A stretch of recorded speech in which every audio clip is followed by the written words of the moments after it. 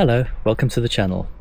In this video, I'm going to explore the impact of exercise data on our sports. How does it affect our performance and how does it affect our enjoyment of what we're doing? And then most importantly, I'm going to answer that question that everybody asks. If an activity doesn't appear on Strava, did it even happen? Now, I do understand that professional athletes have a very scientific approach to what they do every day, and they will have an absolute need for data. But for most of us that are just out cycling, having a bit of fun, how does it affect us? Is it good or is it bad? I know I love to have the data. I will never leave home without turning on both my Apple Watch and my Wahoo. I love to know exactly how fast I'm going. My home screen will tell me my current speed, my current heart rate, my average speed, my cadence, time of day, the duration of the ride. It's really quite amazing. And then as soon as I get home, that data is all immediately uploaded to Strava, and it's available for everyone to see, for my followers, and the people that I follow can see exactly how I've performed. Before I get started, I need to update you on my weight and my blood pressure in case you think I've forgotten about the commitments that I've made. When I got back from Shanghai, I was able to get back into my normal routine and start to eat a little bit better. I stood on the scale last night and the reading was 83 kilograms exactly. That's the lowest I've seen in many years, actually. It's a very good sign for me, and I do know that weight fluctuates up and down, so if I stood on the scale again tonight, it could show a completely different reading. But what I am seeing is a trend that's coming down. 83 kilograms is roughly 5.5 kilograms less than I was when I started. I'm no longer in the red obese zone on the NHS BMI chart. I am still firmly in the overweight zone, but no longer considered obese. So that is a step forward. And then this morning I took my blood pressure. The reading was 121/82, which sounds spot on to me. I was really pleased with that. If I can get my weight down a little bit more, perhaps I'll be in a position where I can start to wean myself off the medication. But that's still somewhere in the future.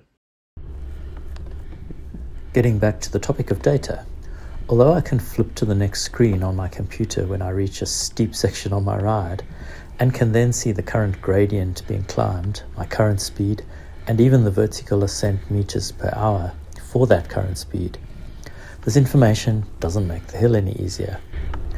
But I file the knowledge away for later use to impress friends and family, knowing also that my efforts will soon be uploaded to Strava. I can't afford a power meter, but it seems that the modern apps also calculate a theoretical or estimated power average even. The one thing I do notice when I have data available when I'm cycling is that I am chasing the numbers. I'm somebody that's continually focusing, and mostly I focus on the average speed. So I'm trying to push to get it to the next whole number. And that's exactly what I did on my ride yesterday. I saw that I was getting closer to an average speed of 27, and I was convinced I could get there before the end of my ride. So what did I do? I pushed really hard to get there, and I did achieve it. So in order to get some scientific answers to the questions that I'm posing, I'm going to do a couple of rides. I'm going to do one ride where I have my Apple Watch and my Wahoo both going, but both covered, so I can't see them at any point during the ride. Then I'm going to do another ride where I leave the watch and the Wahoo computer back at home and see how that goes. I'm going to be out there completely vulnerable and naked without information. I will share the results later on in this video, and then we'll have the answers that we need. Now it's time to get out there and pedal.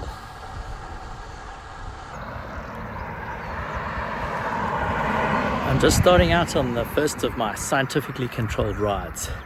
So for today's ride, I have my Wahoo running, ready to record, but it's covered. And the same with my watch. I have my watch running, but it's covered. And I won't have a look, I'm just going to ride and see how it feels. It's really hot out here today, but it should be quite nice. It should be a good ride. So let's see what happens.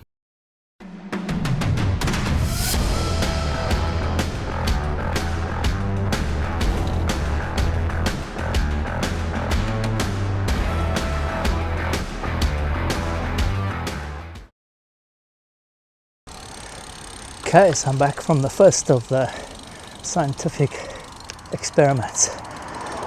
So what can I tell you? I probably won't think of all the things that I remembered while I was out cycling, but the gist of it would be I like having data. I'm not about to give up data. Okay, so I did my normal ride. I think it's about 26 kilometers almost. It was a lovely day.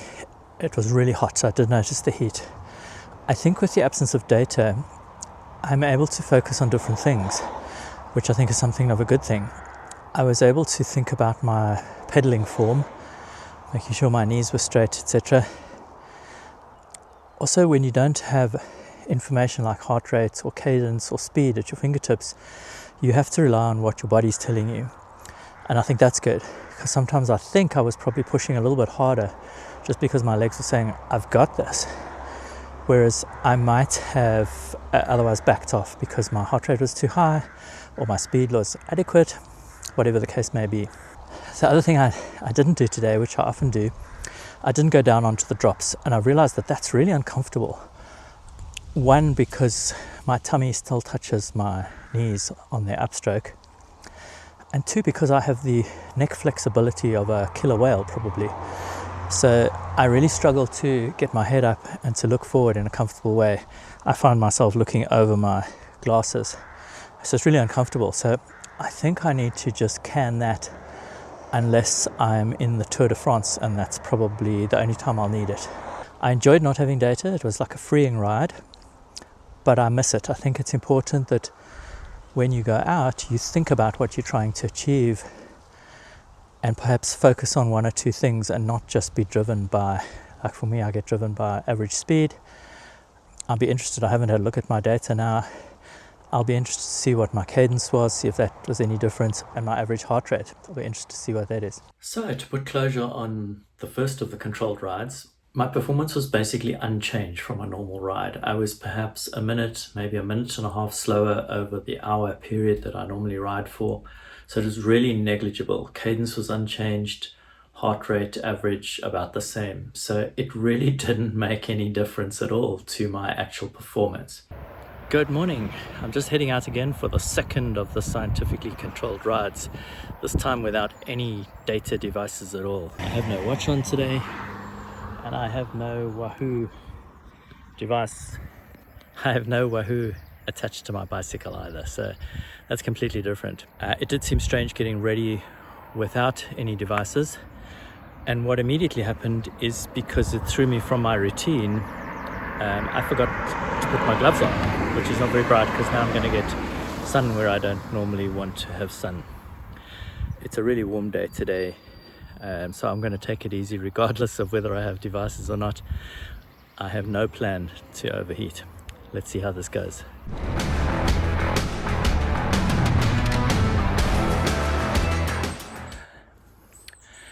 Immediately noticeably different is I don't have a problem stopping when I have nothing measuring me. I know that it's not going to affect my average speed, and I'm happy to stop. I had a cable rubbing on one of my pedals. I was doing some brake maintenance yesterday, and the cable end was left sticking out. So I'm happy to stop and fix that, and also to have a chat to my camera. So immediately that changes things. I can feel it's very warm out here today. I think I am going to avoid the hills, but let's see how we go.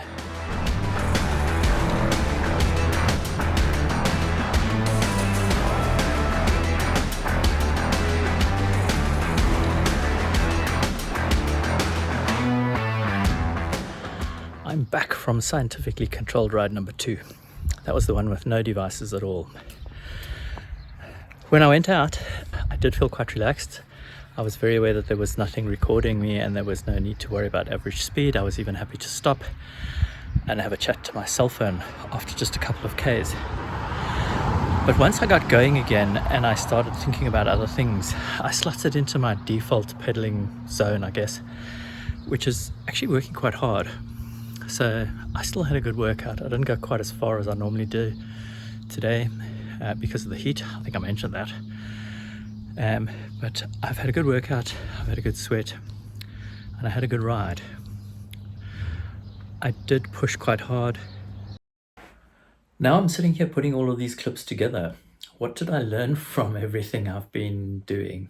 For me, data doesn't define the ride, whether it's there or not. I'm not about to throw away my little computer. I do like the data. I also like having the ability to compare historic rides so that you can see if you've made progress or not, if that's important. What I think is important is to have a plan or an objective when you go out for a ride. And if you have a plan to stick to it, that might be an average heart rate or some other metric that you might want to use. I believe the concept of loading our activities onto Strava and sharing them with family and friends is mostly nonsense. But if it's something that keeps us motivated, then I would say go for it. And then the promised answer to that all-important question of if an activity doesn't appear on Strava, did it happen at all? And the answer is a resounding yes, it did happen. Because you can't hide the ride from our bodies and our fitness and most of all our enjoyment, and that's really what it's all about. We will benefit from the exercise through improved fitness and the happy hormones, which I don't think are measured on any of the fancy devices out there, are really why we're out there pedaling or exercising in the first place. So however you do it, enjoy yourselves. Thank you for watching.